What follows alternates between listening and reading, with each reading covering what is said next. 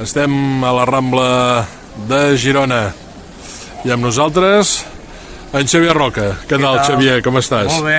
En Xavier, que li haig d'agrair que m'hagi deixat forces fotos també per al llibre Festes i Tradicions Catalanes. Gràcies, Xavier. A tu, Àngel. I una d'elles és sobre la festa de Sant Galdric que feu a Vilobí d'Onyar. Sí, efectivament, aquí tenim a la pàgina 187 tenim aquesta fotografia de la benedicció de maquinària agrícola, Sí. que es fa doncs, amb motiu de Sant Galdric el 16 d'octubre i que des de fa uns 10 anys està doncs, dins el que és la Fira de la Llet. De fet, és una festa que se celebra des de fa, aquesta de Sant Galdric, més de 30 anys. Déu-n'hi-do.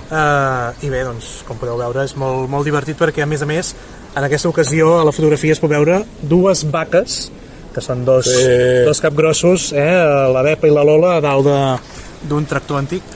També, I una altra foto molt simpàtica.